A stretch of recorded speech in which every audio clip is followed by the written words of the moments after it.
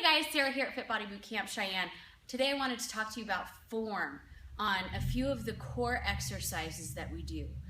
One of them is squats, the other one is push-ups, and the other one we're going to look at is deadlifts, okay? So, to start off, we're going to talk about squats. When you're doing squats, you want to make sure that your feet are shoulder width apart, all right? And you're going to stick your hips back, like you're sticking your booty out, like you want it to touch something behind you or like someone's pulling you into a chair, okay? You're gonna drop it down, keeping your chest up, your core in, and when you stand up, you're gonna squeeze your butt cheeks, okay? Tucking your pelvis, all right? And bringing your chest up straight, okay? So from a side angle, what that's gonna look like, your feet are again, shoulder width apart. You're gonna sit down into it like someone's pulling you into a chair. Keep that core tight. Keep those abs braced, chest up. Look at the ceiling if it helps, okay? And then stand up. Things you do not want to do when squatting. You do not want to rock forward onto your toes. So this is a horrible squat. That is a knee injury, okay? So anytime you're pushing through your toes, you're going to hurt your knees. So make sure you're pushing back through those heels, okay? Another thing to avoid is make sure you're getting low enough. This isn't a squat. It's kind of a curtsy, all right? Which is fine, but you're not gonna reap the same benefits of it.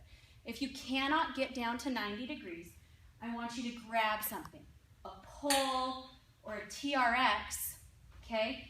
And you're gonna hold on to it, bringing your feet about 6 inches from the fixed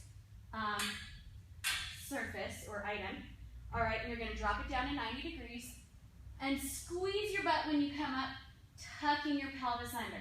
All right, hanging on to a wall, or, I mean, you can even do these at home when you're cooking.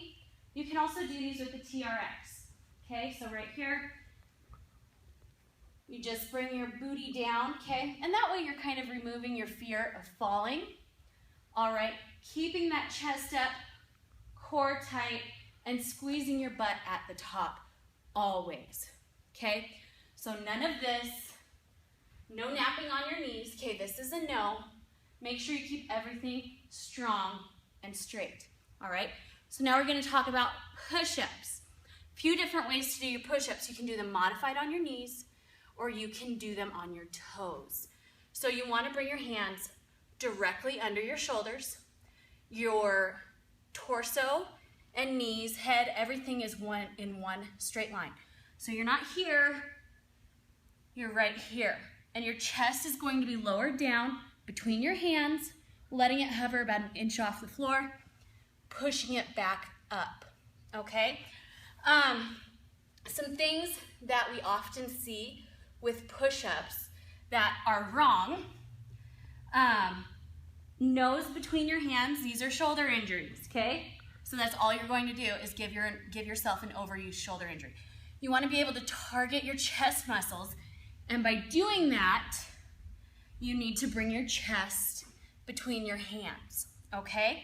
Some other things I see a lot of the elbows flaring out, or people taking them super wide, which if you're taking them wide and your elbows stay below your shoulder joint, all right, this one right here, so your elbows are below it, you're not going to have as many problems.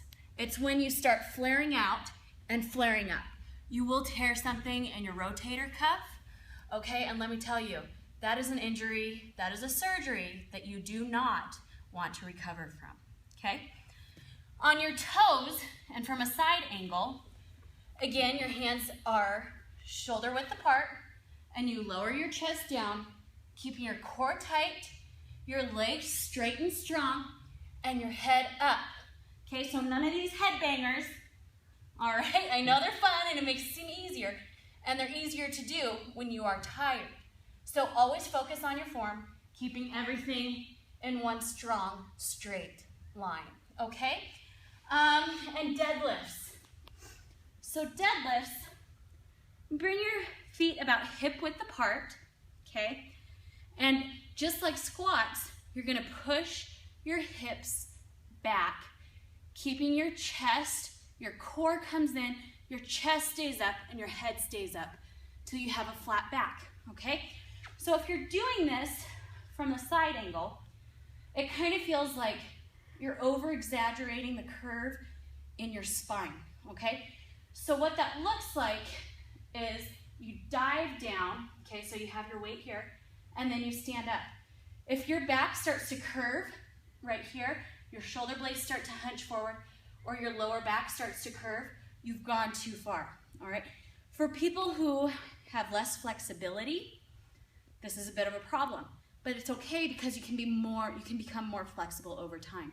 But you have to do the exercise correctly to get stronger at the exercise. If you're doing it incorrectly, you're going to remain weak at the exercise, okay?